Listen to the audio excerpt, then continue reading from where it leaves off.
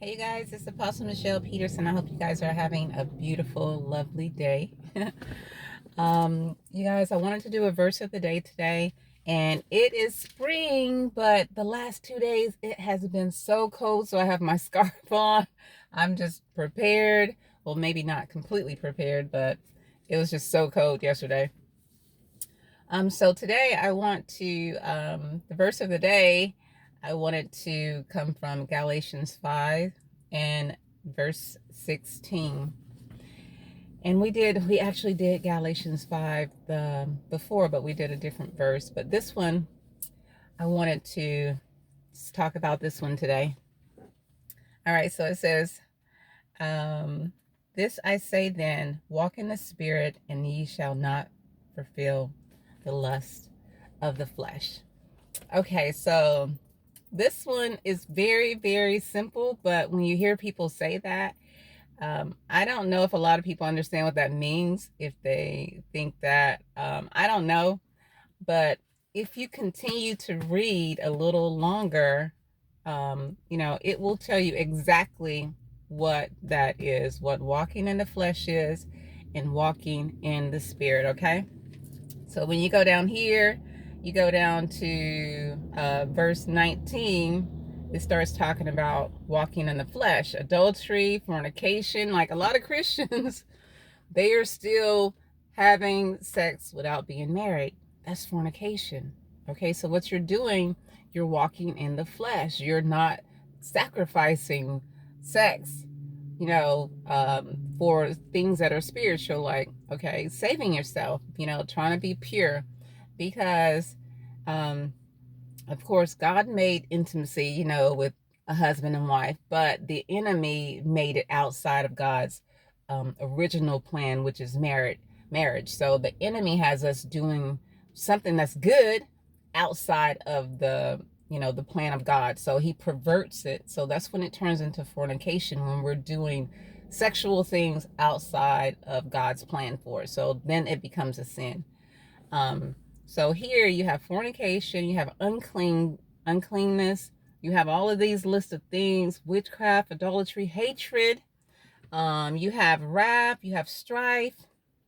And I was just talking to a person, a young man, the other day about wrath, and on here it has that wrath is actually fleshly. Like, that's like, you can't control yourself, right? You're just raging.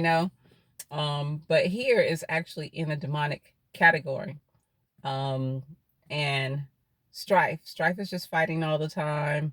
Heresies, all of these different things. You guys can go through this: envious, of course, the hardcore stuff, murdering, drinking, drunkenness, and just all of these things is fleshful things. It's walking in the flesh. But then when you go down, you have like what we talked about the other day, is the fruit of the Spirit.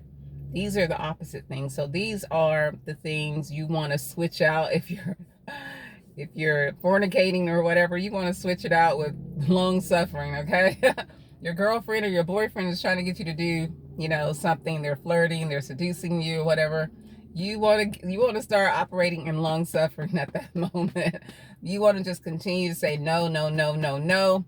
If you have to run away from the situation like Joseph did, when that lady was trying to seduce him, he got out of there. If you got to run from it, run from it. That's definitely practicing long suffering. And long suffering in any type of situation where someone may be trying to get a negative reaction out of you. Like this morning, I got a message this morning. I felt like it was trying to get a negative reaction out of me. And so I was like, why would you think that? Like why are you trying to like bring something negative out of me? So I kind of just had to shut that down. But so like strife, maybe you have this spirit of strife where you like to debate. If you like to debate, you're probably a strifeful people. Like, I have people, I used to, like, really seriously, that was one of the strongest spirits that I had. I was more of not really a debater, but I was the one that would tell you the truth, and correct you if you were wrong. I tell this story on my YouTube channel. I don't know if you guys seen it, but my first pastor, when I became a Christian, And he was doing the sermon about Jesus on the cross, right? And so he was saying, yeah, Jesus was on the cross and they gave him some sour milk to drink on the cross. So I'm like, I was a new Christian. I was studying my Bible and everything. I was like, they didn't give him no sour milk. So I had to, the strife spirit that was on me, I had to go up to the pastor at the end of the service and tell him that he was wrong, that they didn't give him sour milk. That's strife. Everybody messes up and says stuff. Why do I have to be the one to go up to them and tell them they're wrong and correct them? So strife will cause you to do that all the time, and then if you have it real bad, you're going to be out there debating, debating someone's preaching something, debating it, like trying to prove them wrong, even though you have the truth. But it's just a way that you can do things that's not causing, it's not offending people, it's not attacking people, it's not belittling people, it's not elevating your knowledge above theirs and saying, I knew this and you didn't, it's not doing that. You can actually correct people in a right way. But if you don't love that person, I feel like you shouldn't be going up there correcting them, because it's going to come from a bad place, because you don't love them. So, and if you don't love them, just, let God send somebody that loves them, because then they can receive it. But just going out offending people, we don't want to do stuff like that. That's strife. So, but then you go through all of these good things that we want to walk in, and you start switching them out with the stuff that you're doing. Maybe you're a person that idolizes money. Maybe you're looking at the videos and you're looking at fashion, the new styles, the latest styles, and you want this because, it's the newest, latest thing and everybody has it, or, you want it. That's envy, actually. But it could also be more of idolatry, because you're idolizing an image, an image, which it doesn't have to be.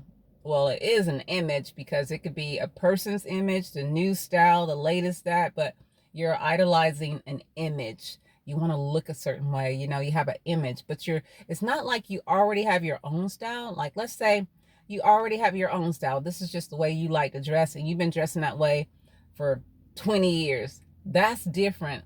But if you're just going on what everybody else is wearing, the latest this, the latest that, the latest iPhone, the latest car, the latest music, that's all you want to be. You want to be, in the latest. You don't want to be looked at as being out of fashion or out of style, or having the old, Android phone. Like me, I have an Android phone. Not that I wouldn't, I'm not saying I wouldn't ever want an iPhone, but I wouldn't want an iPhone just because everybody else has an iPhone, or because I look bad if I have an Android. I don't really care. Like, I normally keep my phones until they fall apart. That's just me. I'm just like, I like to take money and put it somewhere else than to put it on something that I'm going to probably break or drop. But that's me. Not saying you have to be like that. If you love, certain things, just love it because you love it. Don't love it because everybody else is love it and they're telling you, this is what's in, and you're just kind of going with that. And it could just be anything, you guys. Like, it could be anything. So if you find yourself like looking at stuff and wanting it because people have it, that's envy. So you have envy up here, with the flesh, one of the fleshly things. But you want to switch that out and just kind of like find out who you are inside and what you like inside, without someone else having to tell you what you like. But find out deep inside of you, what do you like, and just stick with that. And then that will kind of, move you away from envy. But envy is still going to try to attack you in different ways, but just kind of recognize it. But we want to switch out these other things, anything that you can, if you're struggling with, switch it out with these other things. The fruit of the spirit, switch it out, with the fleshly things. Okay, so that's what I wanted to talk about.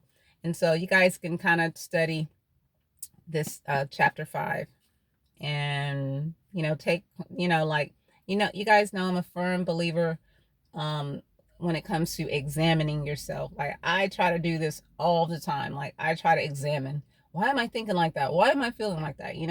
Trying to pinpoint something to see what it is so I can get rid of it if it's demonic. Then if I'm feeling something good, I'm like, ooh, okay, I never felt that before, Lord. What was that? And so just try to examine your heart and your thoughts a lot. And then you can kind of catch little things. If it's the enemy, you can pull it down, switch it out with something good.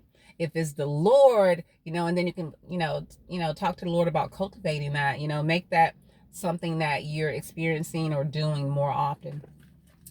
So, okay, so walking in the Spirit, and so that we're not actually fulfilling the flesh, doing the deeds of the flesh. So, all right, you guys, so that is the verse of the day. And something else I wanted to say, but I guess I can talk about that if it comes back to my remembrance. Talk about it another day. All right, you guys, so I'll see you guys in the next video. God bless.